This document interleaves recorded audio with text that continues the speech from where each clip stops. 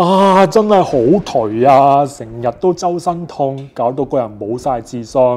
咁痛到有時候仲要請假，工又返唔到，又要食藥。咁我哋學員溫度曾經就係咁樣，成日都肩頸痛、腰痛，甚至乎腳痛，試過唔同嘅方法，甚至乎練埋氣功，咁都係治標唔治本。咁當佢冇晒辦法嘅時候，就遇到 Fit Achievers 嘅健康重啟流程。咁通過平均每一日15分鐘嘅時間，再配合埋教練專業嘅指導，溫度嘅情況終於有所突破。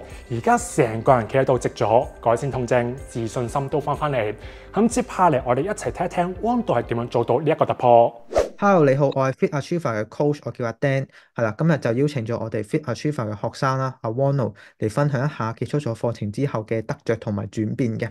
係啦，Wono 咁接觸我哋之前咧，有咩困擾住你噶？最主要就係膊頭啊、頸啊、腳嘅痛症，同埋腰嘅痛症，影響到我越嚟越唔舒服咁樣咯。無論工作、生活都會有影響到嘅，好唔自在咁樣嘅自己嘅成個身體咁嘅健康。OK，咁持續咗幾耐啊好？Wono，耐啊，因為其實我條頸啊一出世就有質嘅問題，你見到呢度有條筋咁樣拉住咗，咁令到當我年紀日漸增長嘅時候咧，就會個體態啊、身形啊、高低膊啊唔平衡，越嚟越嚴重咁樣，令到我啲痛症就好頻密咁樣會出現，變咗會影響到我個生活同埋工作。會唔會影響到你練功都翻唔到咁樣嘅啲痛有症試過就係曾經腳痛，真係返唔到工，要食藥。？Wono，咁你試過啲咩方法啊？咁個成效又係點樣啊？其實我試過練過氣功啊、八段錦啊、拉筋拉伸啊，同埋甚至乎有去做啲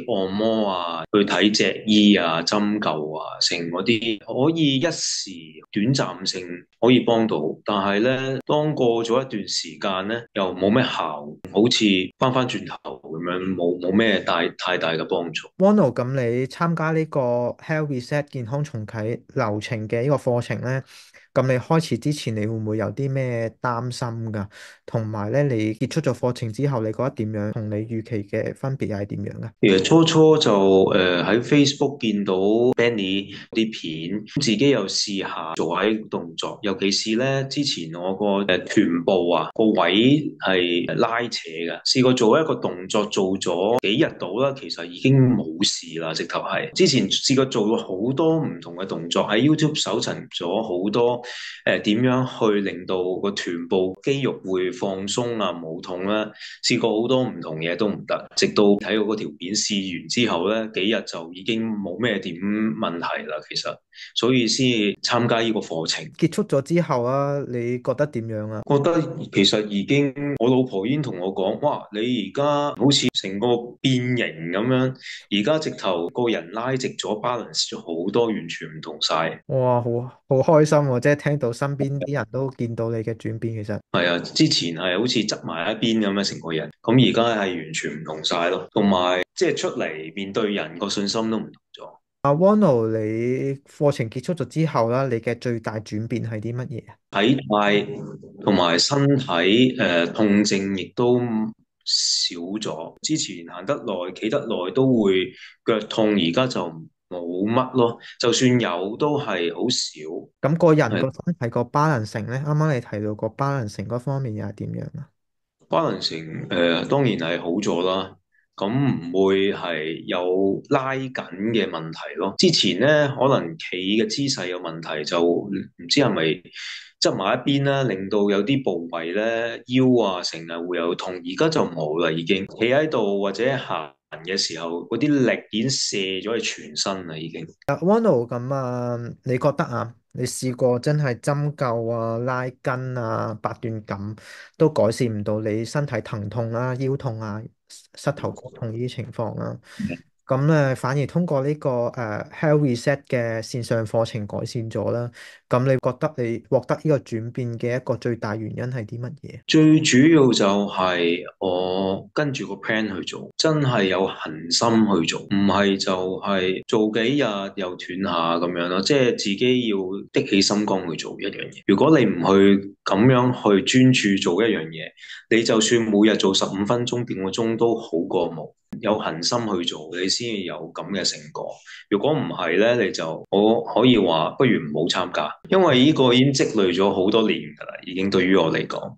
咁所以我一定要，既然我做過咗嗰幾日，哇，咁冇嘢喎，好返喎，咁啊冇痛喎，咁咪決心去參加呢個課程咯。咁你覺得當中有冇啲乜嘢係你覺得係好有得着啊？你覺得係最幫到你㗎？可以 build up 到我自己嘅信心，同埋身體嘅狀態提升咗，將我可能我啲生鏽咗嘅地方重啟翻，咁令到個人都特別唔同咗，全身嗰個 skeleton 同埋 muscle 都可以鍛鍊翻。Ronald 咁Fit Achiever 嘅 support 你覺得係點樣啊？ support 係好好，我有啲咩問題都可以答到我，同埋拍片每一次我都知道，有啲細節，原來我都自己忽略咗咁樣，咁我 remind 翻自己。咁Ronald 咁最後咧睇緊呢個影片啦，佢想參加嘅，但係猶豫緊嘅朋友啊，你有冇咩説話想同佢哋講啊？如果你真係想改善自己、改變自己、想自己身體好嘅時候，最緊要當然要有決心同埋恒心去做呢樣嘢。如果唔係，就唔好參加啦。要參加要100% 投入，甚至乎200%，咁先至可以達到效果嘅。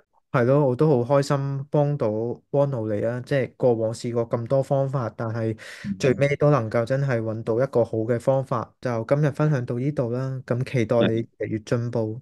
咁以上就係我哋呢個學員嘅分享。咁所以如果你而家都受到長期慢性疼痛、肚腩問題嘅困擾，過去試過好多唔同方法都改善唔到嘅話，咁你可以點擊落邊描述欄嘅第一條連結，去了解下我哋健康重啟流程點樣可以進一步幫到你。通過平均每一日15分鐘嘅運動，就可以好似我哋學員一樣，最根本咁改善長期嘅慢性疼痛之餘，仲可以減走肚腩，恢復健康活力嘅體態。